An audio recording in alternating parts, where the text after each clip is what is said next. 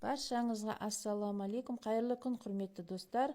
Жасалуы өте оңай, дәмді, тіл үйретін, керемет болып шығатын торттың бірі банафи торты.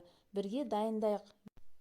Ең алдымен достар, таза ыдысымызға бөлме температурасында тұрған сармайымызды алып, оның үстіне сахарный пудрамызды саламыз. Енді 2 сары жұмыртқаның сарысын саламыз және оларды жақсылап біріктіреміз.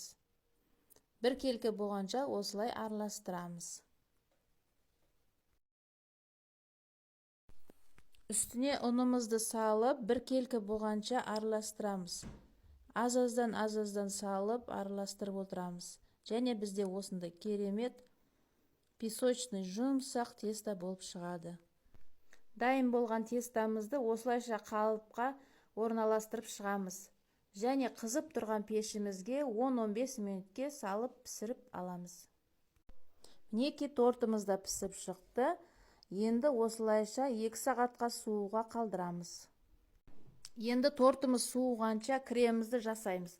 Ең алдымен сливочный творогымызды алып, оның үстіне сахарный пудра саламыз. Және оларды жақсылап миксермен араластырамыз.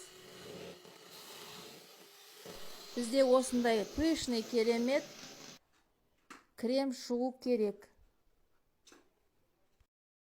Ал енді достар, тортымыздың үстін безейміз және ішін толтырамыз. Ең алдымен осындай вареный сгущенкамызды алып, үстіне жақсылап жағып және банандарымызды турап, үстін осылайша безеп шығамыз.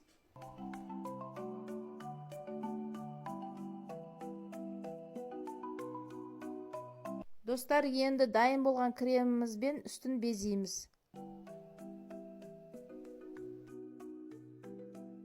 Достар, және де үстіне какаодан сеуіп, әсемдеп қойсаңыздар болады.